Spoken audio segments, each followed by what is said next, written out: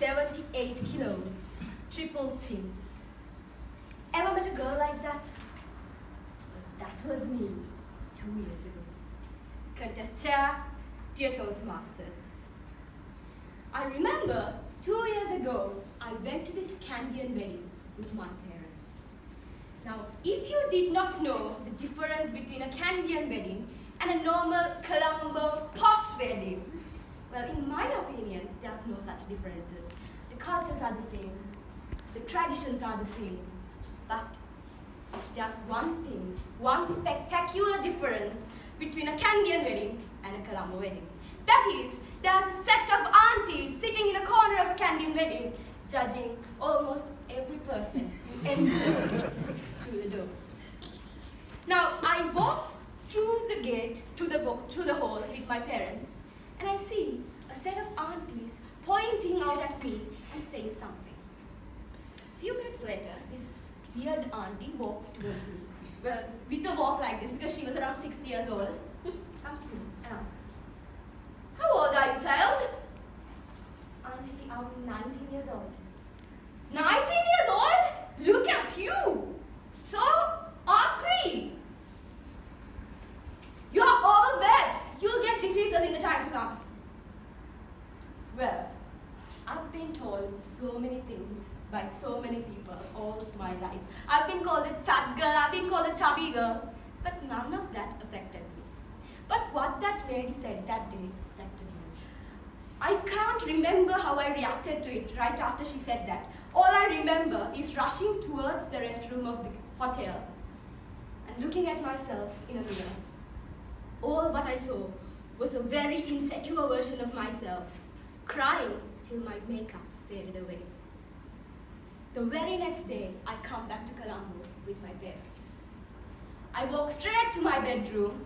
That is my only therapy when it comes to problems.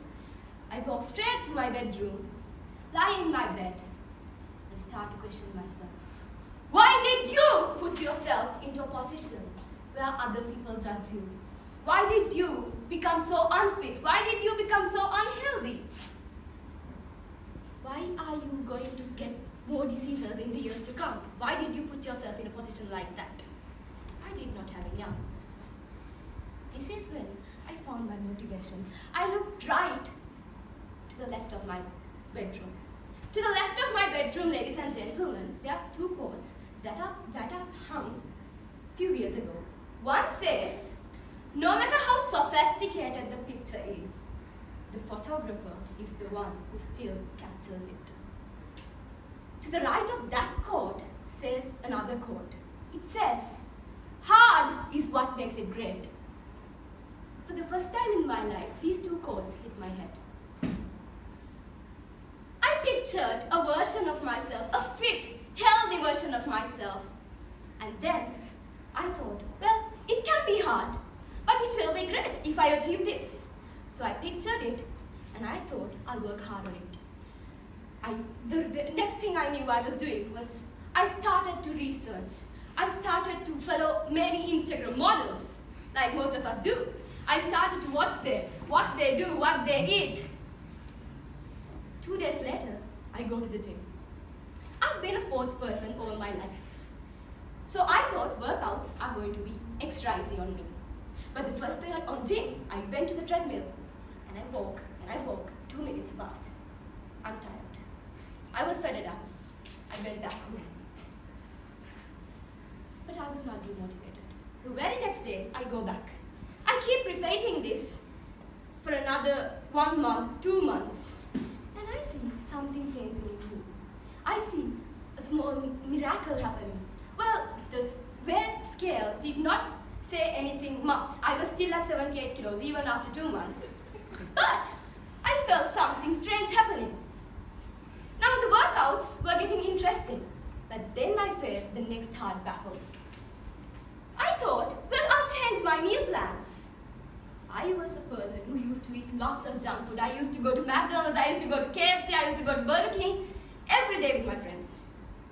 But I thought, maybe I'll change this a bit. Then I learned many diet plans.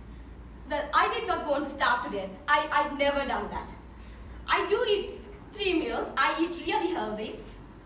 But I've skipped from that hard thing, and I find what I eat now very interesting. It went on. 2 years passed. I've lost 20 kilograms. All that hard work paid off.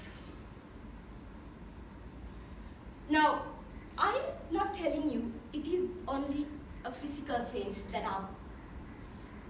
I've achieved. Well, of course, you can see some flexies here, but I've seen so many changes in myself throughout the journey of 2 years. I'm more confident now. I can go to a crowd and I can be proud of myself. I am more brave now than I used to be. I am not insecure like that. I can go to a mirror and say, come on, you are a proud girl, you are a brave girl, and you can do anything.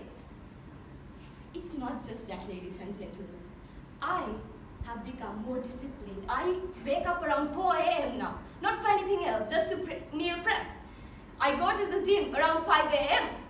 so that I can work out a little bit more before my lectures start. And there's many things, many discipline that I've put into myself throughout this journey. I've practiced so much patience, so much confidence, and it is not just that. On top of it, I've become an inspiration to so many young girls and young boys. There are so many people coming to me on a daily basis, asking from me for meal plans, for routines, for workout routines, and it actually makes me happy to help them. So ladies and gentlemen, what I wanted to share with you is that no matter what kind of a goal you have, no matter what kind of hardships you feel, no matter how much you doubt yourself or your self-worth, if you go through hardships, if you are willing to take or risk, or if you are willing to face that, you can achieve anything. Because hard is what makes it great. Repeat it with me. Hard is what makes it great. Over to you, contestants.